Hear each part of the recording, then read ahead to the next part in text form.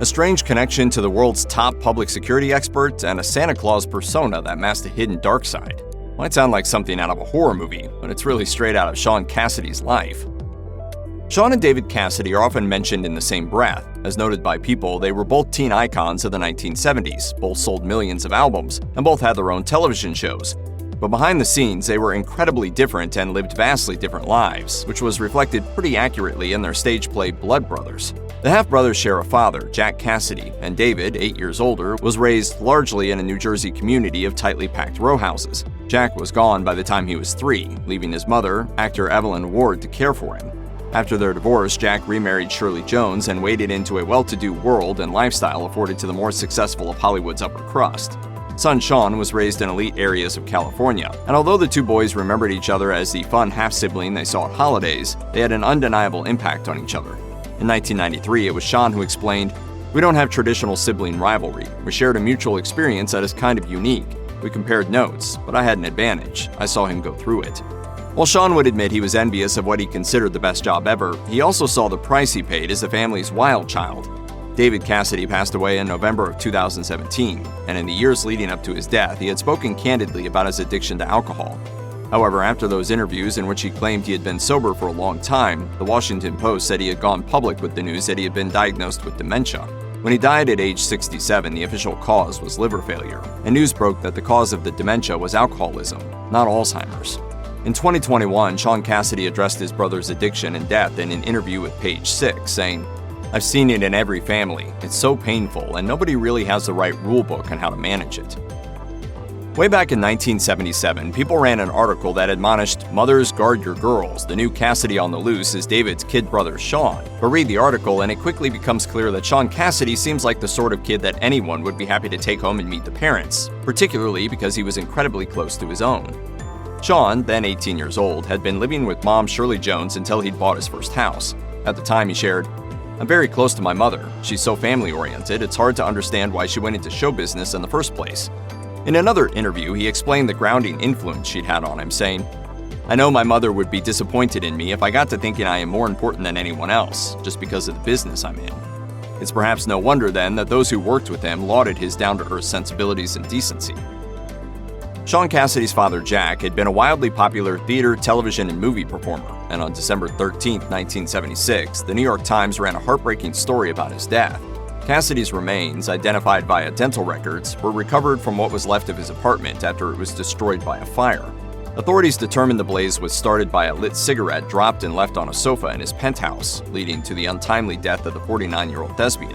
According to People, Jack Cassidy and Shirley Jones had divorced a year before the accident, when Shaun was on the verge of breaking into his own celebrity. The loss was devastating, and Shaun explained, "There's so many things I'd like to ask him. He could really blow away people who didn't know him very well, but I never doubted his love. He was a real father. My regret is that he died before he saw me on TV or heard my album." When People went back and interviewed him a year later, he said of Jack Cassidy's death, "I think he would have been proud of what I've accomplished, but he would think the way I try to handle things is even more important." Do you know that for a fact? Yes.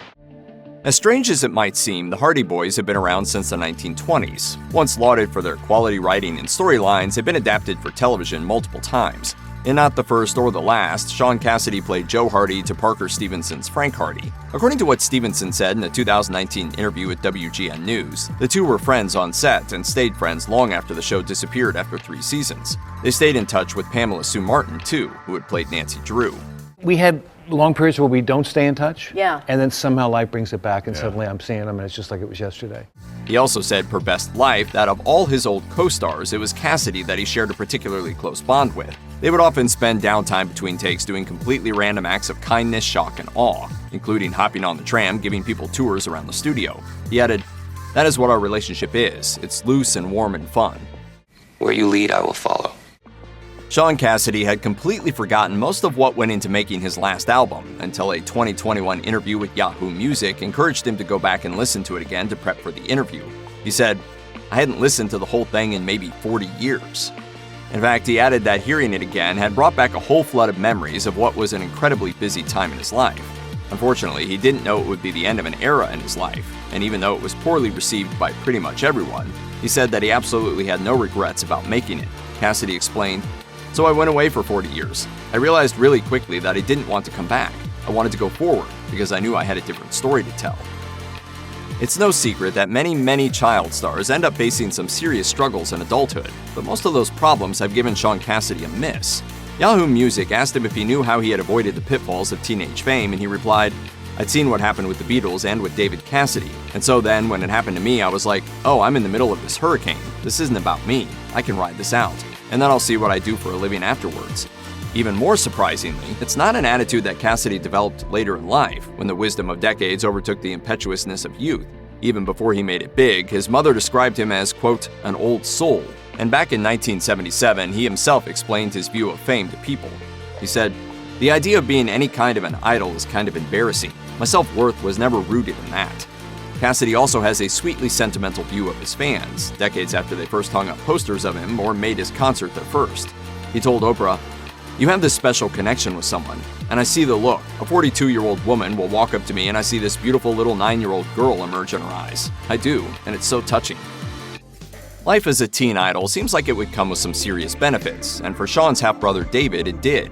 He described it to people saying, "I was definitely Jack the Lad. I got to live the ultimate male fantasy, with women flinging themselves at me. I'm not bragging, just telling you." But it wasn't quite the same for Shaun Cassidy. Not exactly. When people spoke with him in 1978, the women throwing themselves at him was definitely happening, but he had seen enough of the downside to keep his own feet on the ground. The then 18-year-old explained, "I had a girlfriend once, but I had no time for the relationship. When I find the right person, I'll make time for her." When Jeff Bezos found sensitive photos leaked by the National Enquirer at the same time the news of his divorce went public, he hired one guy to find out what happened and where the leak was, Gavin de Becker. According to The Guardian, de Becker counts the richest and the most famous among his clients. He's also worked closely with the National Institute of Justice to help determine the number and severity of threats against some of the most powerful people in the US. But what on earth does he have to do with Shaun Cassidy? De Becker had an incredibly difficult childhood, punctuated with events like seeing his mother shoot her third husband and commit suicide not long after. Fortunately, his grandfather rented him an apartment in an area that allowed him to attend Beverly Hills High, where he befriended Rosemary Clooney and her family, as well as Shaun Cassidy. After going on the road with stars like Clooney and Elizabeth Taylor, he discovered he had a knack for picking up on the kind of danger signs many people would miss. So when Cassidy realized he needed actual security, he hired the then 23-year-old de Becker.